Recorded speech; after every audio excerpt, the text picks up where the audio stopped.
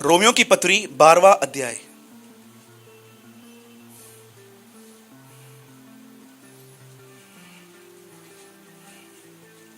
बोलो यीशु मसीह की yes. Romeo 12 अध्याय, रोमन्स चैप्टर 12।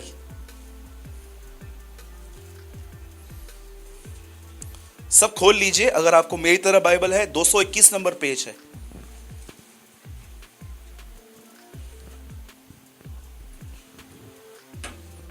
सबसे पहले मैं चाहता हूं मेरे पीछे ये लाइन कहिए, क्योंकि ये आपके बहुत काम की है और मेरे भी है।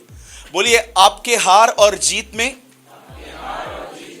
सिर्फ एक ही चीज खड़ी है, आपकी सोच। कितने लोग मेरी बात समझ रहे हैं? आप अगर हार में खड़े हो और आप जीत में आना चाहते हो, आपकी हार और जीत में जो सबसे बीच में जो चीज खड़ी है ना, वो सिर्फ आपकी सोच है। और याद रखिएगा, प्रॉब्लम आउटसाइड नहीं है, प्रॉब्लम इनसाइड है, हमारी सोच में है। आज मैं आपको बाइबल में से कुछ ऐसे ही लोगों से मिलाना चाहता हूं कि देखो, एक परमेश्वर के दास के साथ रहते थे वो लोग, लेकिन उनका मन कैसे काम करता था। वो कभी अपने लाइफ में पॉजिटिव नहीं थे।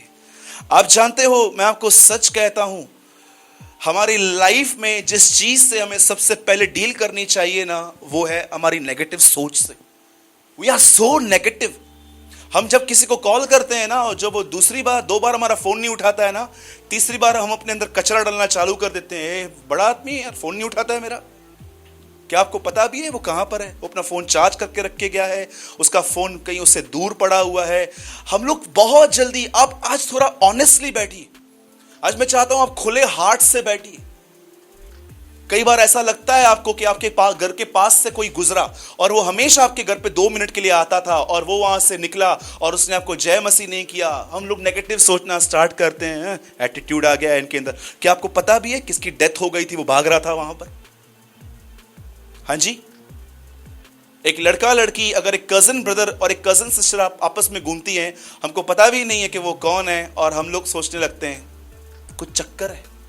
कभी आपने इस बारे में सोचा, हमारा जो माइंड है वो कितना जल्दी सेकंड्स में नेगेटिव हो जाता है? सेकंड्स में। और आप जानते हो खुदा के लिए सबसे बड़ी मुसीबत क्या है? मुझे ऐसा लगता है कि परमेश्वर को जब वो कलीसिया में देखता है, उसके लिए सबसे बड़ी मुसीबत जानते क्या है? विश्वासियों का अविश्वास।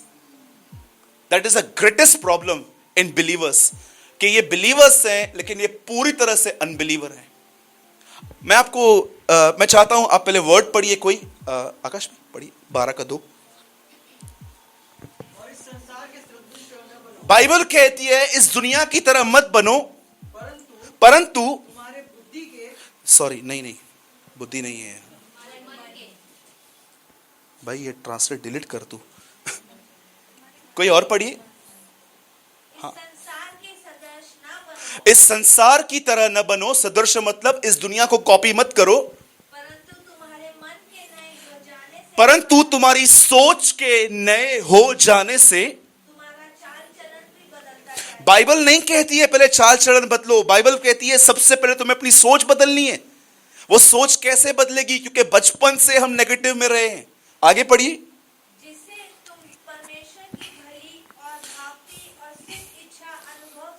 बहुत सारे लोग ये सवाल पूछते हैं, प्रभु की इच्छा मेरे जिंदगी में क्या है? आया है जवाब, मन को नया करो, इच्छा भी मालूम पड़ जाएगी। सोचो। आइए, मैं चाहता हूं अब आप 10 मिनट के लिए ध्यान दीजिए।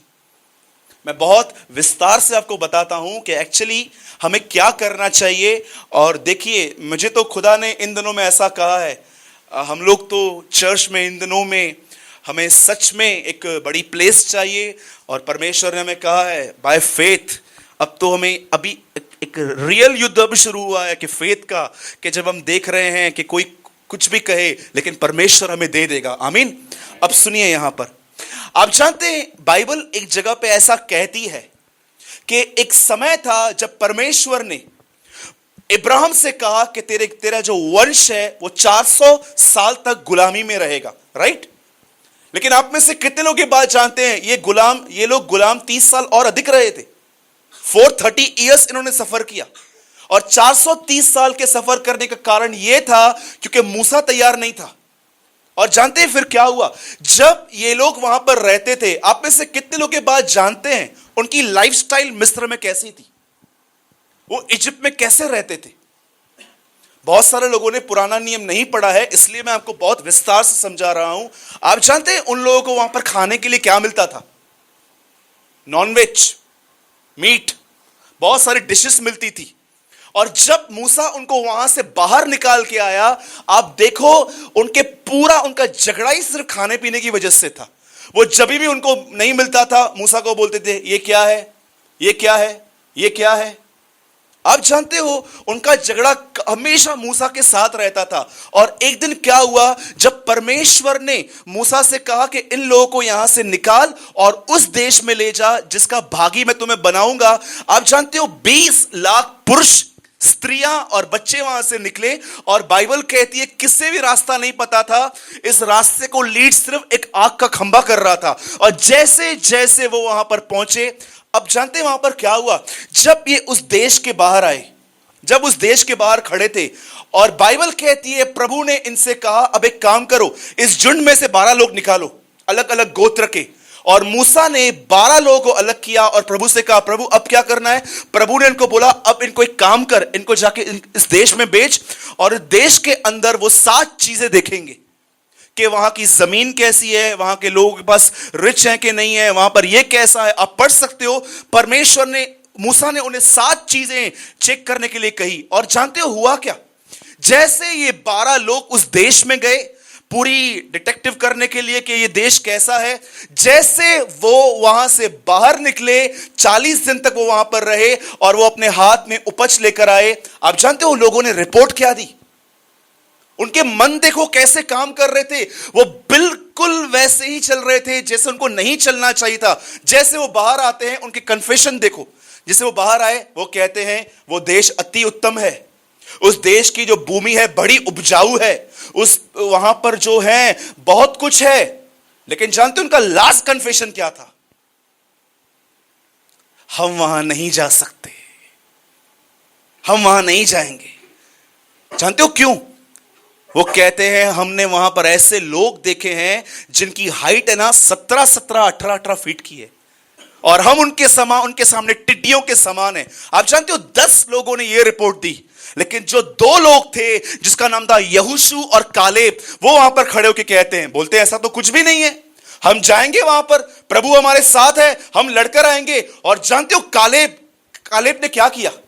अब देखिए यहां पर 10 लोग एक शहर को देख रहे हैं, 10 क्या सोच रहे हैं, और 2 क्या सोच रहे हैं? 10 सोच रहे हैं हम इनसे कैसे लड़ेंगे, लेकिन 2 जानते हैं क्या सोच रहे हैं? इस लड़ाई में हम एंजॉय करेंगे।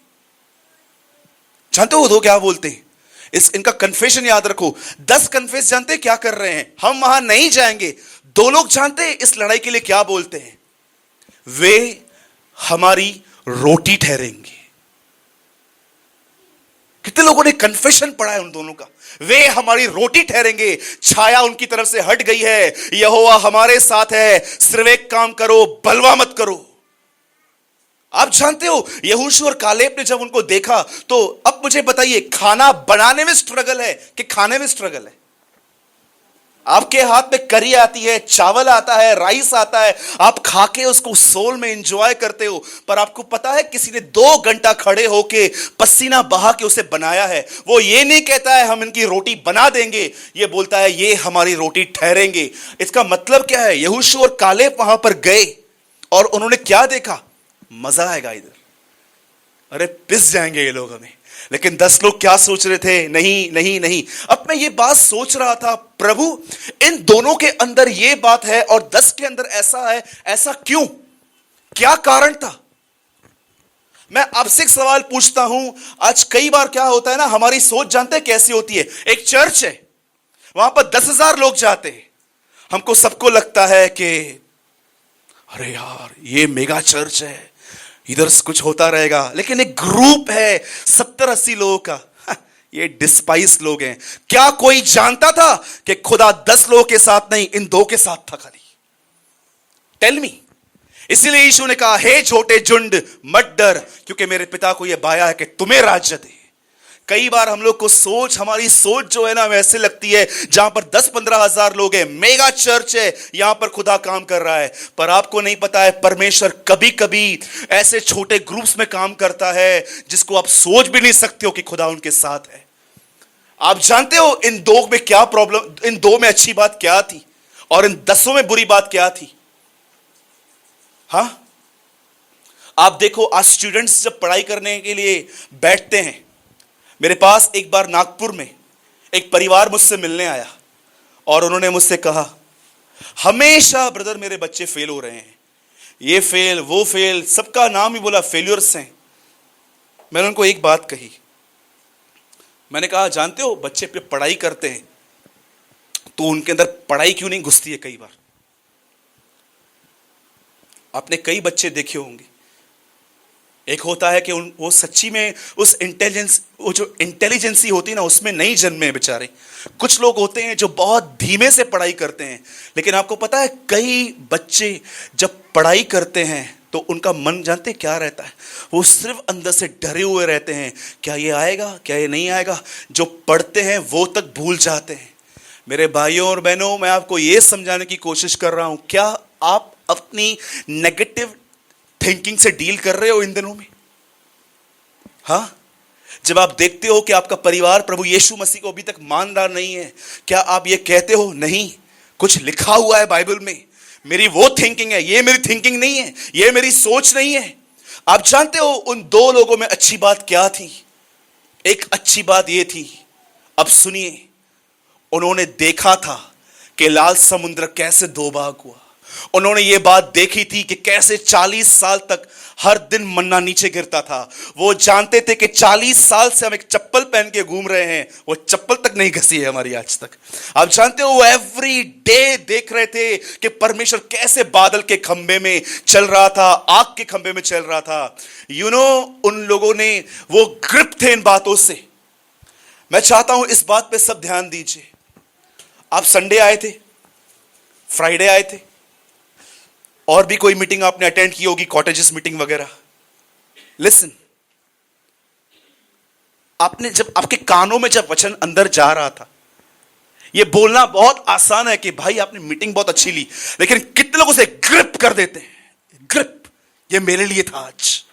जानते हो ये दो लोग कौन थे? ये ग्रिप थे। ग्रिप का मतलब समझते हैं? आज 5 तारीख को मैं खुदा बाप की कलीसिया में गया, मैंने वहां पर कुछ सुना, मुझे ऐसा लगा कि परमेश्वर मुझसे बात कर रहा था। कुछ लोग उसे ग्रिप कर लेते हैं। सुनना बहुत आसान है, 100 में से 5% लोग सिर्फ ग्रिप करते हैं उस वर्ड को। पौलुस कहता है मैं उस इनाम को पकड़ने के लिए जा रहा हूं जिसके लिए खुदा ने मुझे पकड़ा था। जानते हो पकड़ना क्या होता है? आज मैं कलीसिया गया था, आज मुझे कुछ मिला वहां पर, मुझे ऐसा लगा कि प्रभु मुझसे इनरली बात कर रहा था। हां, क्योंकि मैं नेगेटिव सोच वाला आदमी हूं, मैं इसको ग्रिप करता हूं कि आज मुझे प्रभु ने बात की। उन लोगों ने ग्रिप किया था कुछ, कि कैसे परमेश्वर 40 साल तक हमें एवरी डे संभालता आया है। माय गॉड, आप में से कितने लोगों ने यह वर्ड पढ़ा है बाइबल के अंदर? जिस रात वो निकल रहे थे मिस्र से, लिखा है सारे मिस्र में अंधेरा था, लेकिन जहां जहां इजराइल के लोग रह रहे थे वहां रोशनी थी। बोलिए मेरे पीछे, बोलिए चाहे सब जगह अंधकार हो, बोलिए मेरे पीछे मेरे घर में ज्योति होगी। ये पिक्चर था नई वाचा का कि मेरे लोग ऐसे रहेंगे। मेरे भाइयों और बहनों, आपने बहुत मीटिंग सुनी है, आपने बहुत प्रचार सुने हैं, अब समय आ गया है वर्ड को ग्रिप करो, उसे पकड़ो, उसे थामो, उसको कन्फेस करो। आप अपने लाइफ में बहुत विजडम से चले हो और आप भी जानते हो आप अंदर से थक गए हो। अब समय आ गया है विजडम को विजडम की जगह यूज करें और फेथ को फेथ की जगह यूज करें। आप इस समय, आपको मैं सच कहता हूं, ये जो 2 लोग थे ना, इन्होंने खड़े होकर सबसे कहा मत डरो, हम जाएंगे, हम जीतेंगे। और आप जानते हो हुआ क्या? जैसे ये लोग अंदर गए, क्या हुआ आपको पता है? अंदर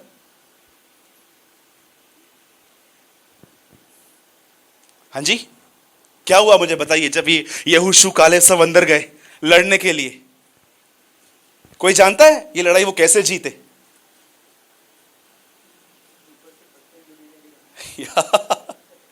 भजन सहायता में आपने ये वचन पढ़ा है? कितने लोगों ने ये वचन पढ़ा है? उसने अमालेकियों की चौकियों को पलट दिया, यहोवा की करुणा सदा की है।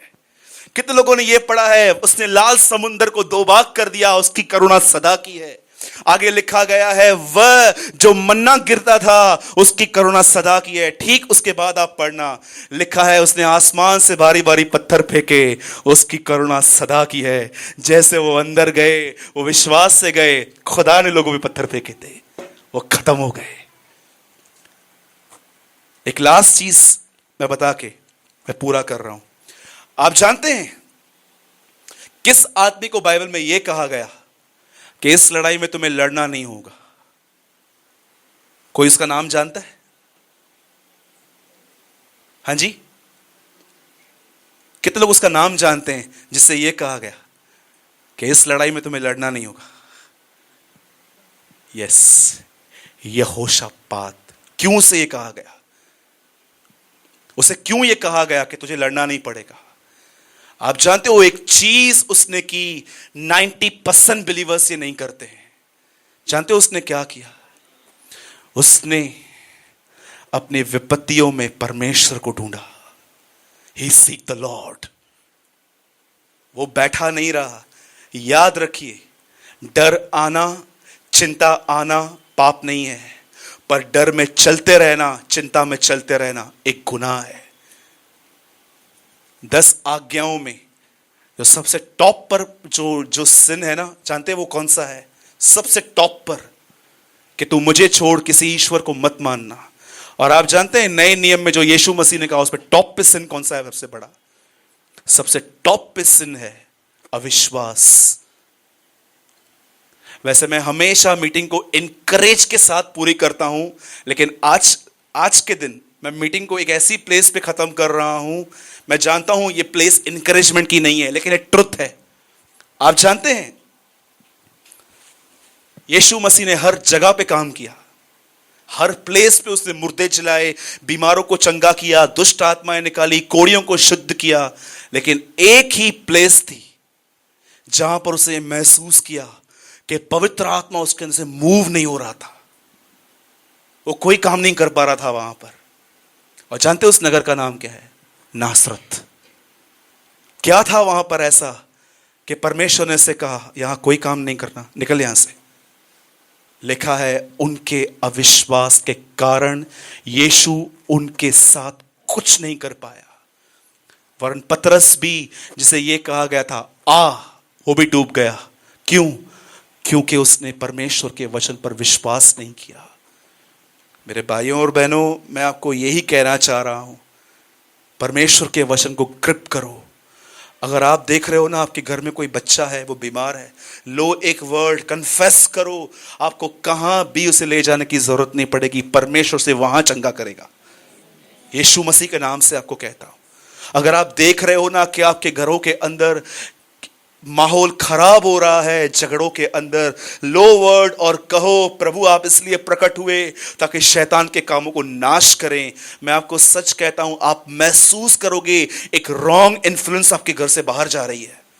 जब आप देख रहे हो कि आपके बच्चों को नौकरियां नहीं मिल रही है, कन्फेस करो प्रभु आपने कहा है, आपके कलाम में लिखा गया है कि आप हमारी जरूरतों को पूरा करेंगे। मैं आपको सच कहता हूं, लोगों को समझाने से अच्छा है आप पहले वचनों को कन्फेस करो। मुझे पता नहीं क्यों परमेश्वर पूरा महीना यह सिखाता आया हुआ है, कन्फेशन कन्फेशन कन्फेशन। वो लोग उसके वर्ड से ग्रिप थे, उन्होंने देखा था। 78 साम किसने पढ़ा है? बाइबल का 119 के बाद सबसे बड़ा साम है वो। जानते हो उसमें इजरायलियों का आखिरी गुनाह क्या लिखा है? और उन्होंने सबसे बढ़कर पाप ये किया कि वे परम प्रधान के उपकारों को भूल गए। The last sin mention in 78 psalm. उन्होंने सबसे बड़ा गुनाह यह किया कि वे परम प्रधान के उपकारों को भूल गए। हमेशा याद रखिए परमेश्वर ने आपसे क्या प्रॉमिस किया है और उसके साथ चलिए।